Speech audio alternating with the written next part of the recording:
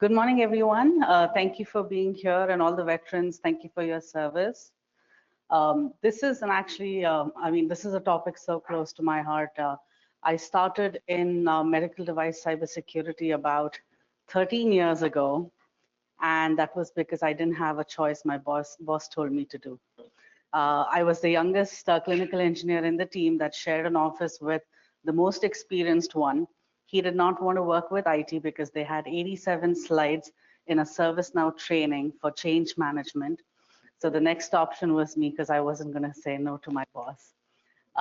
Since then, I've presented on this topic the last 10 years, having implemented programs in different health systems, and some of them actually very successful even to this day. And so yeah, we'll have some fun talking about this, and I would love to make it more interactive, not lecture style, and understand how you all are implementing programs in your health systems, and what are some core challenges you face, how are you solving that, and yeah, let's make it more discussion oriented. So one of the things I often hear is HTM going to own the medical device security program, or is IT, or is cybersecurity? I've been in organizations that have both structures, whether it's Biomed or HTM owning a program, reporting up through facilities or supply chain, or HTM's owning the program, reporting up to the CIO's office, or cybersecurity doing the work and then using HTM's as subject matter expert. All the health systems in the room, how many of you actually own the medical device cybersecurity program? How many where cybersecurity or IT owned the program? How many without a program or without dedicated resources for this? Okay. Do you have any support from the executives to start something?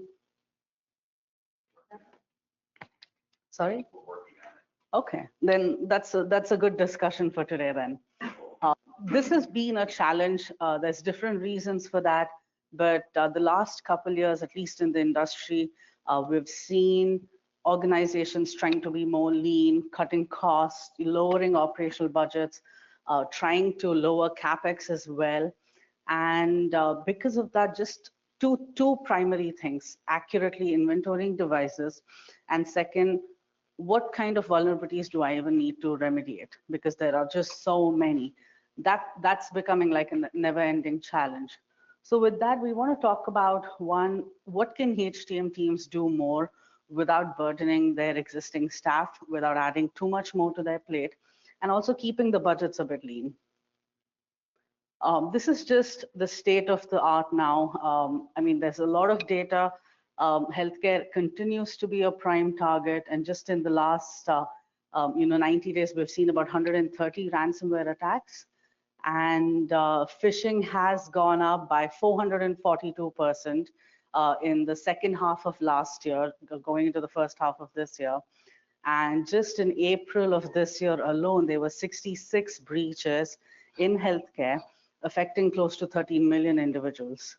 One of the things we often hear is legacy medical devices. That's not unknown to us. Unpatched software. A common conversation I do have with manufacturers is, why aren't they looking at all of the vulnerabilities affecting a device? That's because they will analyze only what's in the uncontrolled risk category.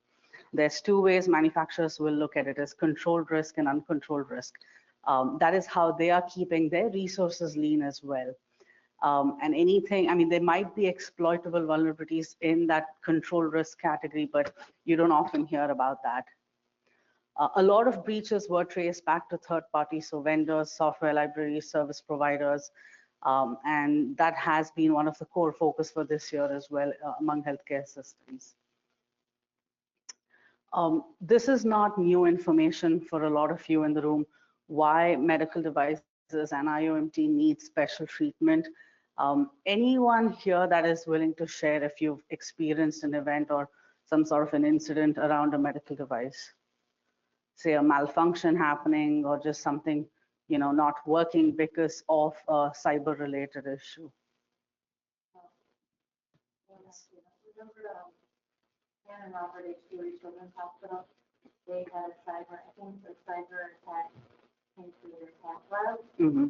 and it knocked out their whole IT for months. Yeah. And it was a really big. It was actually a workstation, But actually. Yeah.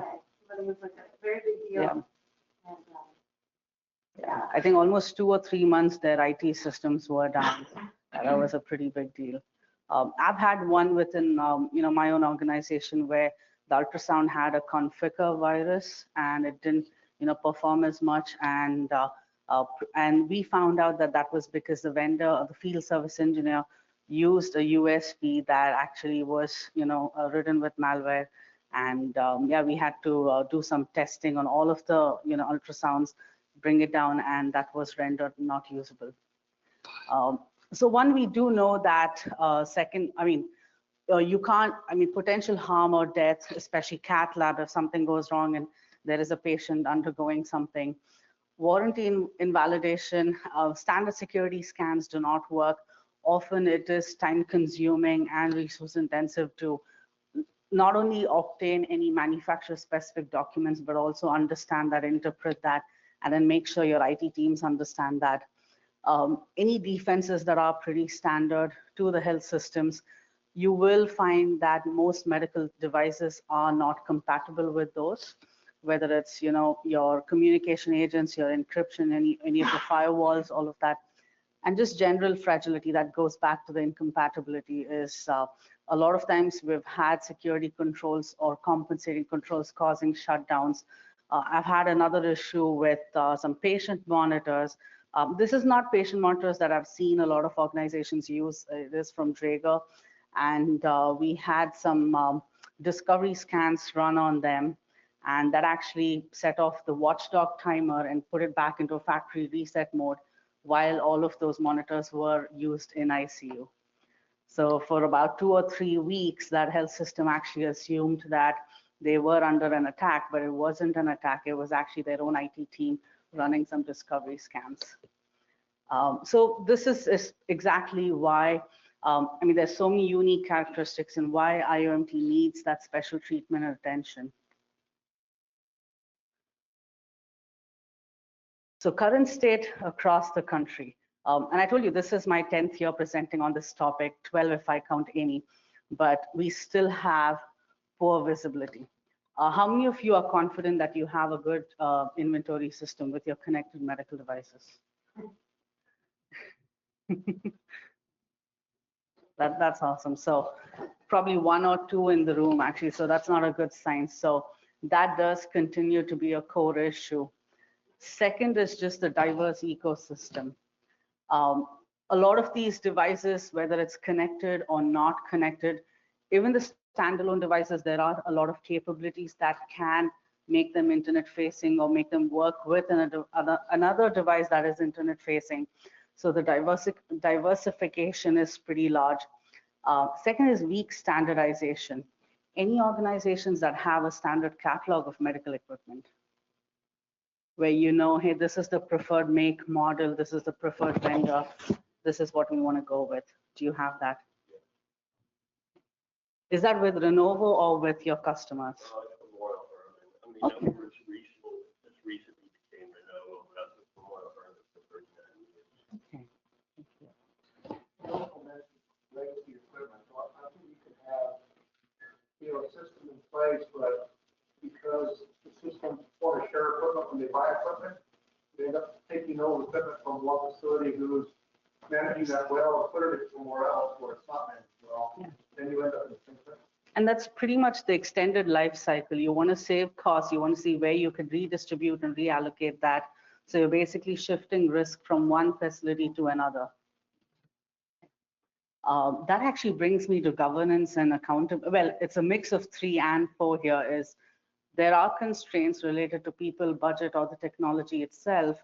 So you're either redistributing, reallocating assets. You don't have the right people to manage that. So let's say your flagship hospital might have all of the staff, and then you move that to another smaller facility or an ambulatory site, and now you don't have people actively there managing the cyber risk. Governance and accountability has been one of the 2 of the terms that I've heard a lot more this year, is because a lot of organizations have started on improving on asset inventory, They know that these devices have, known exploitable vulnerabilities that not much can be done about, outdated legacy software, weak patching cycles. But accountability and governance is because there's not a formal structure on how to handle all of this work. There's still gray areas with the ownership, similar to what we have seen in the HTM world with who owns what equipment, beds, stretchers, OR stretchers, etc. And accountability is who is going to make sure people do what they are assigned to do, and are they completing it to the full extent. One of the examples I use is, let's say I give my car for service and I get a $2,000 bill. If they just say service completed and $2,000, I'm actually going to question what they actually did that makes it up to $2,000. I want to know the details, and I want to make sure that they complete it. A lot of the service calls with field service engineers, with the OEMs, and even cut out a $220 PO for a service call. I've started asking them, what are you actually doing and why am I paying this much money? So basically ask for an itemized bill. That applies even to the different team members. So let's say I have a cyber engineer and I ask them to work on some, shutting down some service on a device. A lot of the times I will just see that the work order or the ticket assigned is marked completed and it says service shut off, but I still see the service running on the device. So it's almost like you're seeing a different version of a lick and stick, right? Operational constraints and clinical safety override. This year, especially, and maybe even a little bit of last year, we've seen a lot of segmentation and micro-segmentation projects ramp up. And this involves a lot of coordination operationally with different entities. And we're seeing those clinical safety overrides where someone's doing something or you move it to a new VLAN, you're not re-IPing the device. Once you re-IP the device, you don't know where it's all communicating. And sometimes clinicians aren't able to read images or they're not able to access the data properly. So we're seeing a lot of those operational constraints as well. Any issues that you see here, that's not listed here that you're experiencing? Anything? I think for us, vaccine is a time management issue with putting devices on the SSID or on the system because of all the constraints that are there. But for us, like we have an HTM or biomed SSID, but there's no instruction or avenue for validating what needs to be on that SSID, what people go on that. So because IT is third party for us, there's some issues there with getting all those things properly aligned. I think that's probably the case with anything you want to put a hospital back on, because there's so many. We've got the informatics team, we've got the ethics team, we've got all these other teams that we need to have faith or voice in the process for getting something to go on the network. And I think that clear picture is missing. Who's the decision maker for all of that? Who's the decision maker? Yeah. Or who's ensuring accountability in that case? Or number one, where I would actually start, and I've had this very recently with a customer that has only about 6 people in the biomed team. They had 2 more on contract to help with the cyber project. And it's 3 hospital systems in a geographical location that no one wants to work at. And the IT team is outsourced. Pretty much every single IT function is outsourced. And when I went on site, I met the 6 biomeds, I met the 2 on contract. I didn't see a single face from IT. And 3 hospitals, 1 network administrator helping on segmentation. That is a nightmare even before you get started. But IT right. So even when you submit tickets for IT, you got somebody that manages gateway, somebody that manages this, somebody that manages that. So you need 10 people from IT to facilitate. I think a good starting point, so when you know what you're actually estimating to do or anticipating to do in a project related to medical device security, I always tell customers it's easier to just get started and do the work. That's the biomed mentality. We want things up and running, but that's not going to work with cyber. You want to have a strong foundation. If not, 3 years later, you're going to be stuck creating a governance structure and a RACI again. So you want to have that responsibility matrix where you're outlining all of your deliverables, you know who those project teams are, and you want one person that's going to ensure accountability and hold everyone accountable. Yes. I'm curious what you meant by clinical safety overrides and how often do you see it? So one example, we were trying to, this is a customer that was trying to segment their EEGs, and they worked with the vendor. They did everything right by the book, looking at where the EEGs communicate, where they're receiving data, where they want to send the data, who's viewing it, all of that. And they implemented a network policy. And one of the key things they missed is they coordinated with the EEG department to get devices to re-IP them, but not to test whether they were able to read, check things on the admin viewer, all of that. And that continued to be an issue. What they should have done is had an implementation specialist from that manufacturer come and help them out. But later on, it turned out that despite reviewing a DACL with the manufacturer, even the manufacturer didn't know that there was a certain port needed for that Radman viewer. So What was the override? the override was actually, just not being able to view any studies. Yeah. I thought it meant like. What was your you're interpretation? going against establish So we've had that too. just to accommodate the clinician. So we've had that too. So let me give you two examples. We've had one issue where the clinicians were totally against having any sort of password reset. They just didn't want any controls. And you have like a 1, 2, 3, 4 on a device. You don't want that, right? We've had issues where the CISO basically just put the foot down and said, I'm not going to tolerate, this is the technical debt that the organization has. And you know what, you and I both are going to lose our jobs if something happens. So they did go against and what the clinicians wanted, but it took them about 2 months to convince everyone. They did have another clinical champion talk down this radiology team and make sure that everyone knew what the passwords are. We didn't find any post-its.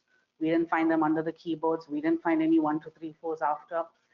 It was a very minor initiative, but then it just had such a big clinical impact. I think the first 2 or 3 months, a lot of unhappy radiologists as well.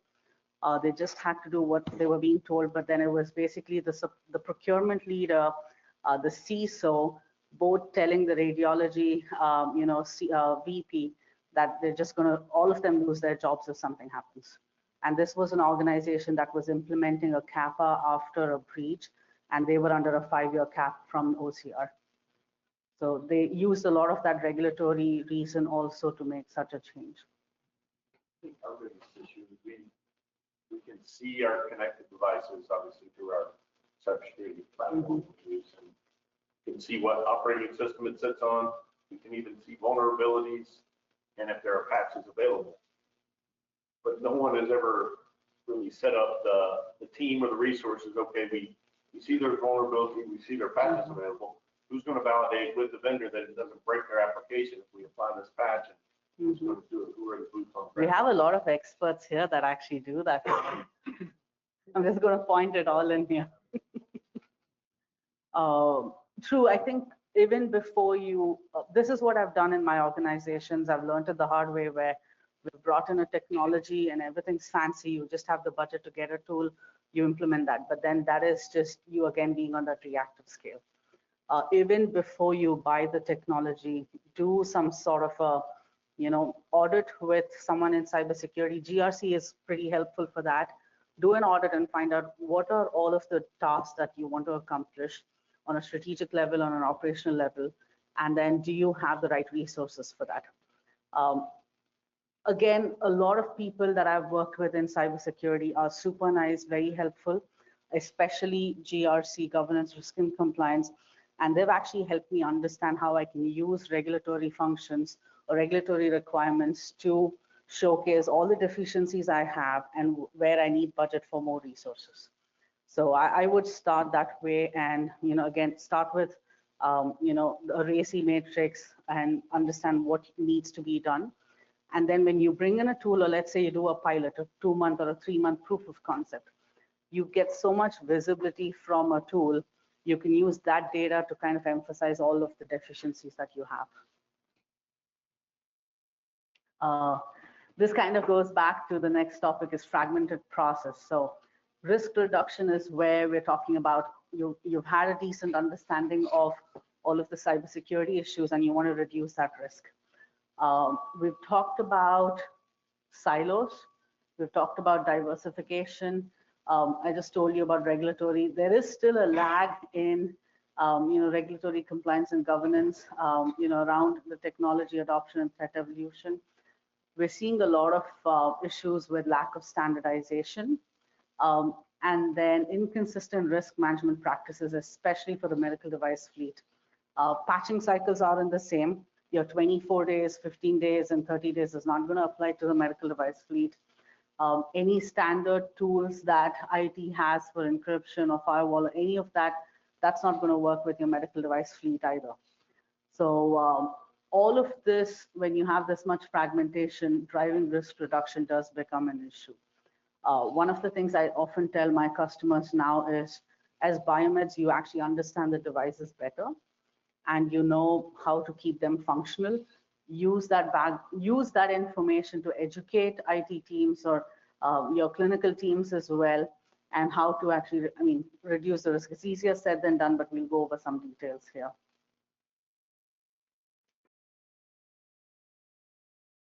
These are some issues with, actually this one, yeah. These are some issues with the fragmentation again, patient safety risk, operational disruption, the financial cost.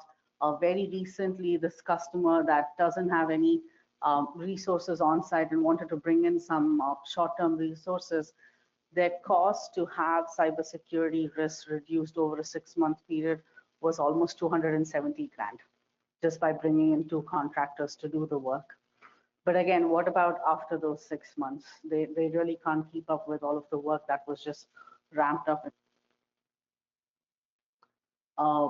Process and technology. People, again, it's been hard, at least for me in the organizations, to find the right biomeds that will move into the cyber work. Has that been the case for any of you that have started your program? How have you dealt with that?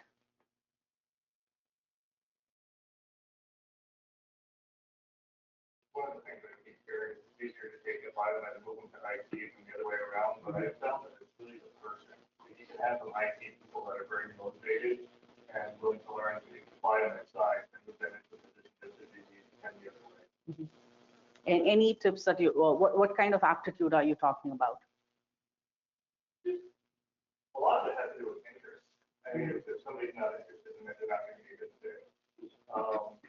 But as far as aptitude, you get a lot of the IT people that have moved up from desktop, but they still like that hands-on work. They make really good, biomed hybrid IT, however you want to put it. Just like you have a lot of biomeds that are very interested in the cybersecurity side and have been exposed to a lot of the side. A lot of it has to do with age to a point. I mean, anymore, biomed and IT go hand in hand. There's still not as many, but there's still a few handful of old school biomeds that want nothing to do with the IT side at all. So it's really just trying to find that fit. What was your experience with the ramp up period? Let's say whether it's a biomed kind of progressing into IT or an IT person progressing into biomed, what was your ramp up period in your organization?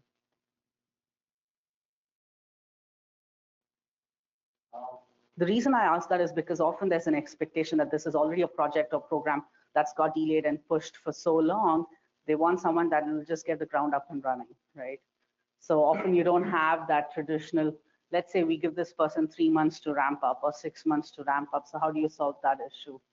Dustin? One way that we solve it is organization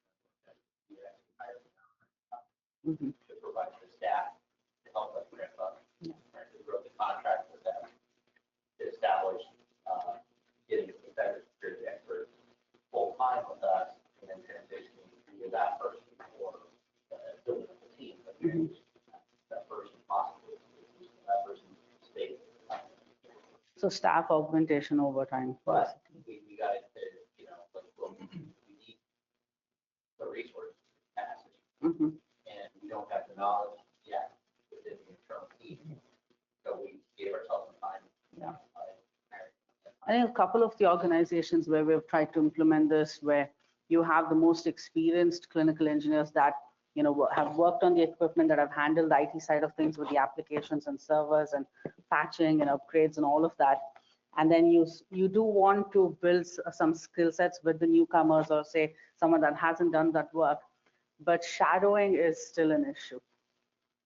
It still disrupts the person, the experienced person doing the work. So we do see those, hiccups a lot.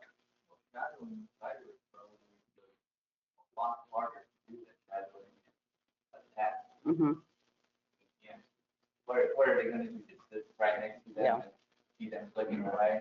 And then that's another issue is, hey, I'm hiring this person, I'm paying this person. They're just observing what the other one does. So now you're questioning that person's integrity as well. This was recently an issue with one of my customers where they didn't really trust the work that this contracted company was doing, because they're like, hey, both of them are always together. They call them two bulbs. And I said, no, they probably, they're doing some things new. They want to be together, but the expectation was one person's going to go knock off a few things. The other one's going to knock off because I want the best bang for my buck, right? One of the things that has worked, not all the time, but majority of the time, is doing within HTM, bring in a cyber expert, say someone from your vulnerability management team or your governance, risk and compliance, or even from your IT incident response. Have them participate during HTM week and let them do some sort of a cyber 101 training. But make sure that you can at least dedicate 1 or even 2 hours from your biomed team, even though that's tough. But just do like a lunch and learn if possible during biomed. So again, continuing on that topic, so skill enhancement, what we talked about, career progression. A lot of the times, anyone with an IT and let's say an IT analyst, the pay scale is actually a lot more than a technician. So that's been a motivating factor as well. Knowledge management, again, it goes back to what kind of on-the-job training, or let's say you're sending them to a training school. I've done both. I've found on-the-job training to be far more effective, kind of having them shadow someone in IT, send them with desktop services for a week, or send them with the patching team for a week, or have them work with the core SOC team, let them understand what are the tools that IT is using to look at all of the behaviors happening on the network, or have them work with your network team, your network engineering. So 2 things. One, from a theoretical standpoint, AIME has a training with Axel Wirth and Steve Grimes. They've been doing that since 2019, I would say, because 2018 was when we published the book, the AIME HTM Practice Guide for Medical Device Cybersecurity. If you all haven't had a copy of that book, I would highly suggest getting one. Members of AIME do get a discounted price. That book, I'll tell you, 128 pages of everything you need to do around medical device cybersecurity. If a person even did 50% of that, you have a fabulous program. So it is the AIME practice guide for AIME HTM practice guide for medical device cybersecurity. So if you just go to the AIME store on the website and then just type like cybersecurity, that is one of the first resources that will pop up. They do have a complete resource page with all of the guides listed. The second place I would also look at is the Health Sector Coordinating Council. They have published a lot of guides for small, medium, and large size hospitals. There's a lot within the cybersecurity publications, but there is one section dedicated for medical devices in that. So I would also reference a lot of that, within. So Health Sector Coordinating Council, or HSCC. Yeah, there used to be Essentials of Healthcare IT that somebody put on years ago. I haven't seen that in a while, but CBET, College of Biomedical Equipment Technology, has an online. Yeah. The essential classes is still operating. I do like those. I've had a lot of technicians and engineers that have taken these standard IT courses. It's good knowledge for them, but then you have to have some sort of a hands-on experience. Yeah. So let's say,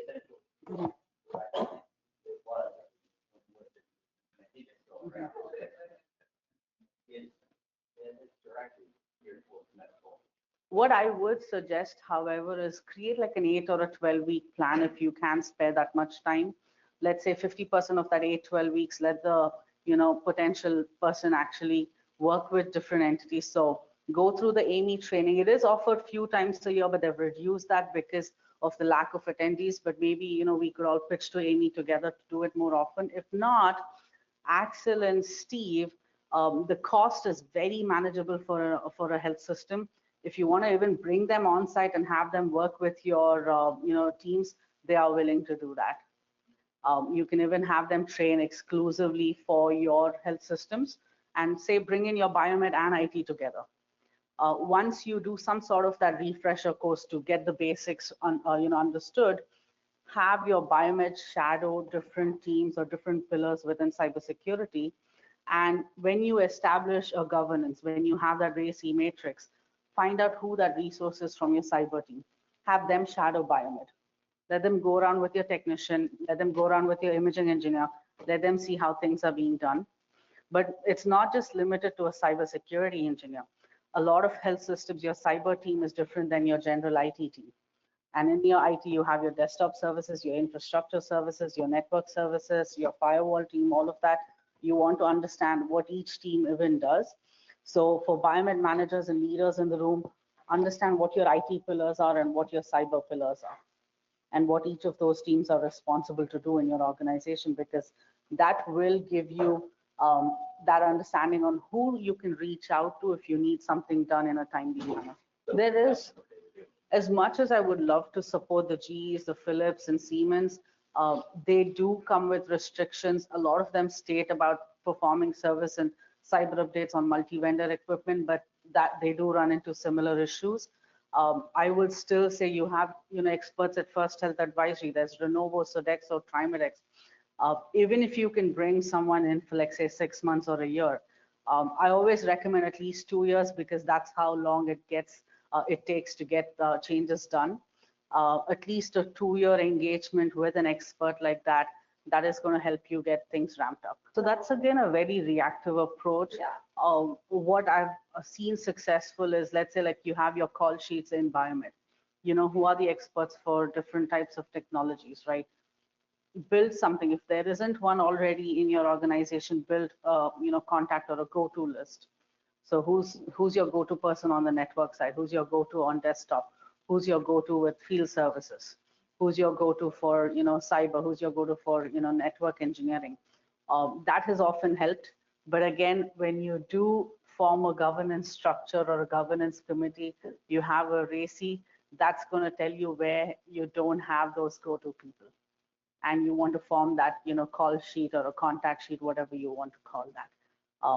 The most intensive one I have done is for a hospital that has 42 health system that has 42 hospitals. They had different IT teams in every single hospital. And we had, as much as I'm not a big fan of Excel sheets and using them, we needed a really robust Excel sheet. It was just central, on the corporate side, centralized system, who manages everything. And then you want one neck to squeeze. You don't want 42 necks you have to worry about, right? You just have all my, account rights, you have them just to go to offsite. Mm-hmm. So now we're suffering because we have this policy, we have our people. Mm-hmm. And You have to redo it. It's not a one-time done, and absolutely. This is stuff, again, we've discussed all of this. So HTMs, and I basically, instead of just saying human decisions, I would say HTM decisions do drive patient safety in this aspect. People are the defenders on the front line, so you have to have trained people. So biomeds, how your devices need to behave, how they need to function, how they operate. Your clinicians know that. Use that information to identify suspicious behaviors. And if something suspicious is happening, do the clinicians know who to report to? Or let's say if they just call into the biomed shop and they report something, do all of your biomeds know to report an IT event or an incident? It may not be an incident yet, but maybe it is just an event limited to a certain VLAN. So they need to know how to report that and escalate incidents as well. Culture, this is a big one. There are times when I've seen HTM leaders, and I'm going to be super frank because I am HTM, so I can talk about my people. culture. I still have a lot of HTMs that do not support cybersecurity work. And that's often because they don't have the money to do what's necessary to do. It's as simple as that. But it's someone like, if you kind have that culture that's 10 years ago, there's no way you can, protect yourself from cyber attacks, right?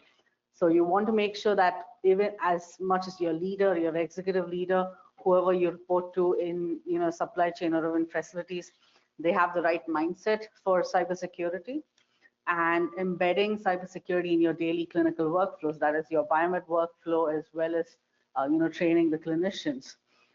For me personally, when I worked in the health systems, what's worked is doing my rounds and participating with the nurses during their 10 minutes, or, they have a 10-minute check-in, meeting that they have. I'll talk about some fun incident I read about, or something that we noticed in the biomed shop. And that's going to be like the aha moment, like, oh, I didn't know that these devices could do it. And they start to question. I've done audits where I've just walked into materials management, got a pair of scrubs without showing my badge. I've been able to walk into different clinical units and just tell the charge nurse, I need access to the IDF closet, I forgot my badge. And they've actually let me in.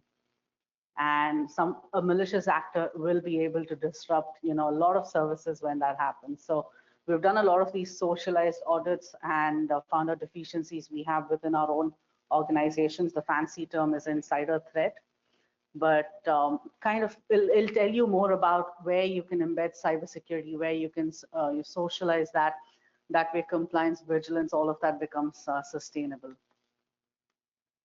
Skills necessary, these are some things I would say is must have within HTM. If you don't have these within your HTM shop, you really need to upgrade. One is, do you have access to the devices and the tools to harden the devices?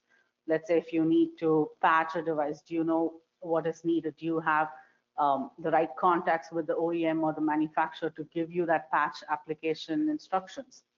Knowledge of clinical workflow. Do you know how that device is actually used for patient care?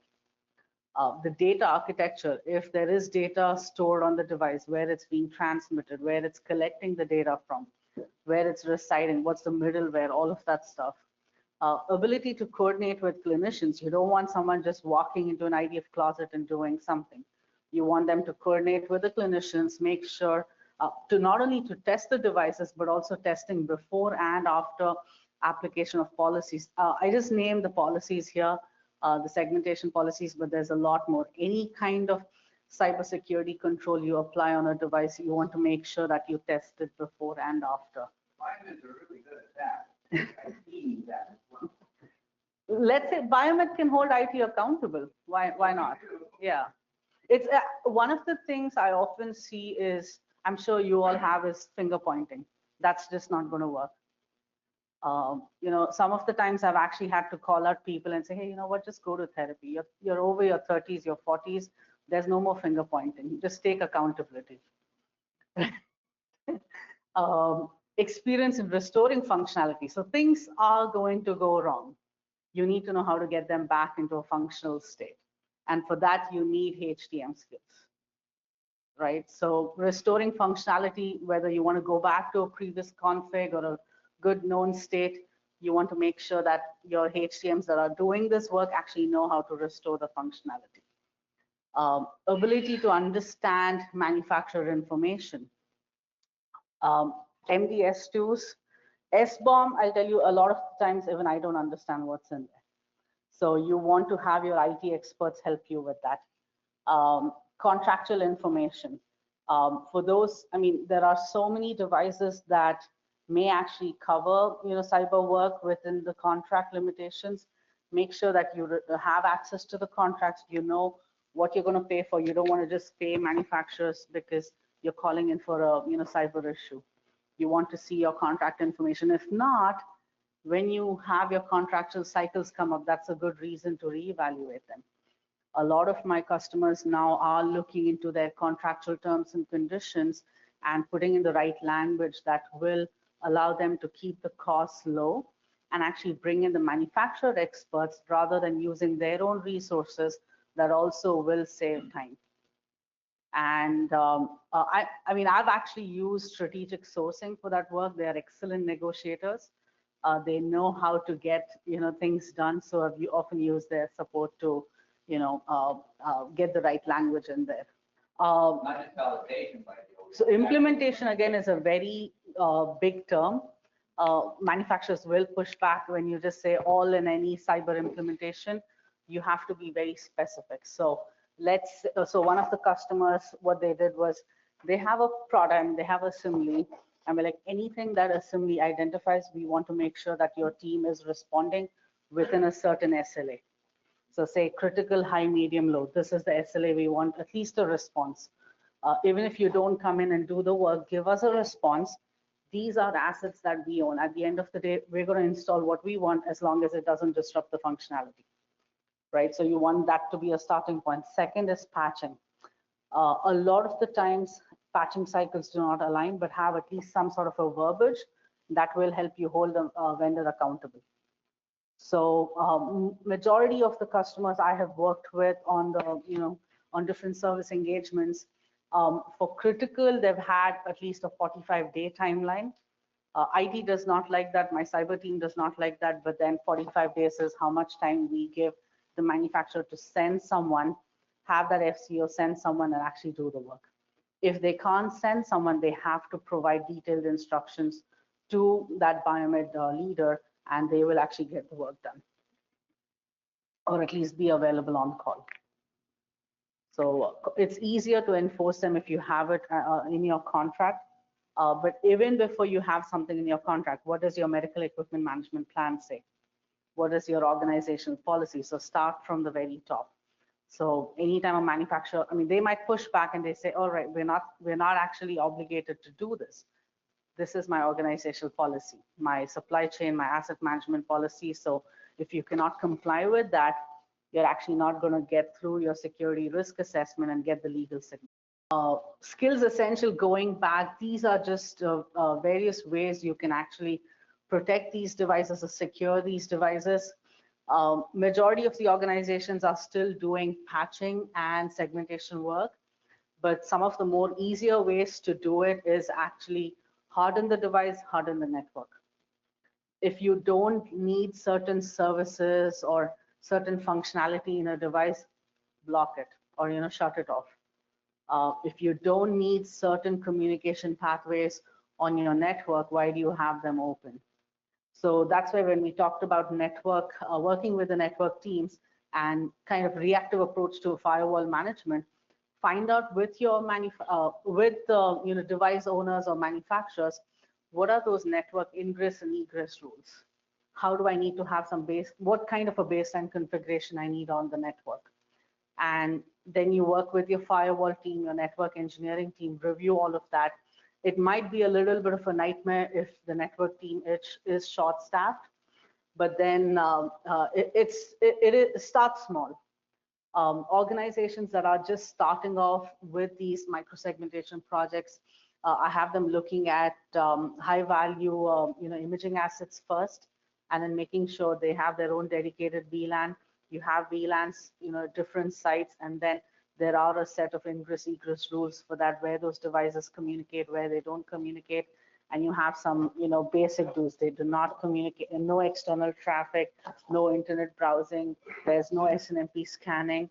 So there are some must-haves, but then manufacturers will always, most of the time at least, provide in a timely manner what those baseline configurations need to be, because they do want their devices to work in your facility. You don't want them rendered unusable. Processes. This is, I cannot emphasize more on this. Policies and governance ensure accountability. When you know what you need to do, having clear roles and responsibilities, escalation paths, and some sort of compliance checks, that will help you close the security gaps. The second thing is integrating security into clinical operations. This is challenging, but not doable. Continuous monitoring and incident response, work with your emergency management and your cyber incident response team. There is so much that they do that, HTMs we're not traditionally aware of. So it's really good education for us to learn about, the standard IT and the HICS process, and then how it applies in the case of a cyber event or an incident. Standardized workflows. This is where I really want to see standard operating procedures and say Visuals, swim lane charts for every task. So whether it's, patching a medical device or responding to what is perceived as a cyber event, or let's say device hardening, how do you even start and finish that work? Having some sort of standardized workflows will help you educate your teams better and make sure that it's actually adoptable in a long-term manner. This is actually one of my favorite. It's so easy to purchase an IoMT platform now than it was 5 years ago. It's super easy, and that whole process has evolved. However, there's a lot of fine tuning needed as well. Any platform, whether it's Asimily or Armis or Clarity or anything, nothing's going to be a magic eraser if you have bad processes. It's not a magic eraser for all the cyber issues with your medical fleet, right? You want to make sure that the data is accurate. You want to make sure that it actually gives you the visibility, into devices, vulnerabilities, misconfigurations, and also supports compliance and integrity. So aside from all the PHI stuff, when you look at data from such a device, can you have some sort of a dashboard or a report that will help you show progress over time, right? That's the high level intent. Enables rapid response. Does it have the right kind of analytics and the right kind of information that will help you identify any wrongdoings and then correct them in a rapid manner? Again, this one is actually second point. Oh, I didn't know. I probably didn't remove this last one here. My apologies. But the three main points is make sure that you have the right kind of visibility, that the platform actually supports compliance and integrity, and third, enables rapid response. This is my favorite discussion. Of late, I've actually been a part of a lot of health system discussions where a cyber leader has brought me in to have a conversation with a supply chain leader and an HTM, or HTM brings me into a conversation to talk to the CIO because they want to get the resources, they want to get the funding.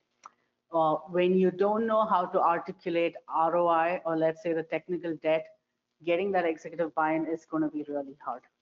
And how do you articulate technical debt? Governance, your RACI, identifying your deficiencies, and then any information that you can get from your, your tool, your IoMT platform. I love doing an audit similar to, let's say, Joint Commission Week or DNB Week. You're going to find out all sorts of things that's going wrong. Use that information on why you need funding, why you need resources to correct the wrongs. It's a similar concept even on your cyber audits and IT audits. You do need FT, so you need that executive buy-in. And anytime you want to change processes, you want executive buy-in as well. Vendor lock-in, there's really no such thing. I've heard a lot where customers are like, I'm locked in with a certain vendor in a 3-year contract, I can't get out of it. Talk to your sourcing people. They will tell you how you can get out of a contract, right? If you're not happy with a platform, you're not happy with the way, certain services are being rendered, there's no such thing as you're locked in. Ultimately, whether it's a technology or people, they're working for the health system, so you wanted to produce the results. Poor data quality. If you don't know what you have, you can't protect. You can't protect them. Again, ways to solve all this is build a cross-functional governance that's going to help ensure accountability. There's a lot of standards. Start small. I would say really go back, and if you can spare even 2 days for 128 pages, read the AIME practice guide. That's the only one that I would suggest is you read that, you're going to uncover so much information of what you're actually not doing and should be doing. There's a lot of standards. ISO 80001 is one of my favorite. You have the NIST CSF. Even if you just use both of those along with your medical equipment management plan, there's a lot you can accomplish and be better with cybersecurity management. Have meaningful, I wouldn't necessarily say KPIs, but success outcomes. Start small. It can be something as simple as three metrics. One, what is my organizational risk score? Am I trending downwards or upwards? How am I doing with vulnerabilities? How many vulnerabilities am I closing? Am I closing the high exploitable ones, right? Um, and then the third one would be anomalous behaviors, or let's say even something with your visibility. Do I have 100% of visibility, or do I have 70%? How can I get better there? Again, the KPIs are not intended to blame and point fingers. It's to tell you how you can get better over time. I think that's the key point to remember as leaders. Start with visibility and system integration, all of this. If you have poor data quality, talk to your IoMT platform experts, or talk to your IT teams and find out all of the different asset management tools. And can you integrate with them to get the best information? There is only so much a passive scanning tool can do, but then with a little bit of active scanning, as long as you don't bring down something, you can actually get a lot of that fingerprinting information.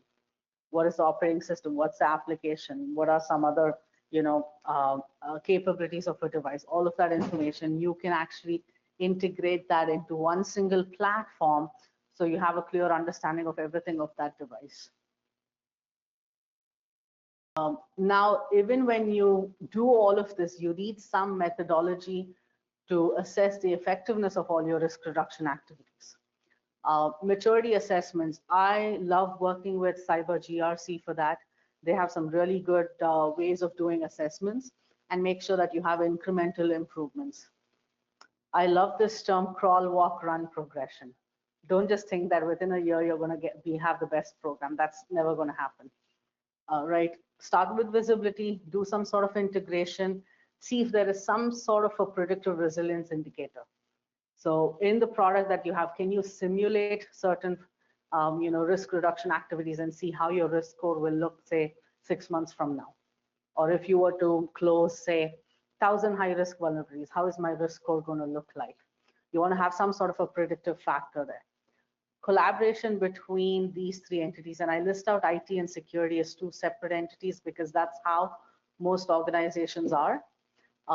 Collaboration between these three, go out to lunch with them.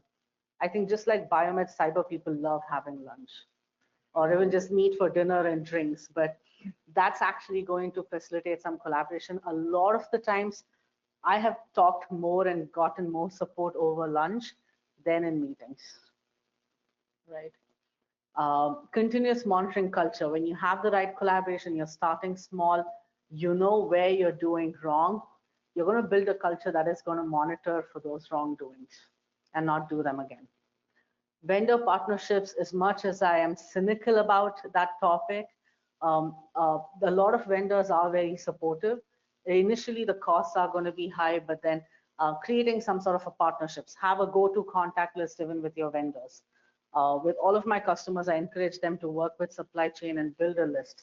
So start with your account reps, but then your account reps will introduce you to product security officers, or at least your security consultants within the OEM. So that will help you build some partnerships where even if you run into some issue, or you're like, hey, I need some document and I'm not able to find it, we need this for our contract. You'll get a quick response when you have that partnership.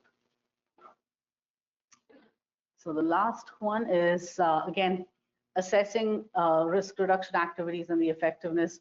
This is using some tools. I've had organizations where, let's say it's like 5 hospitals.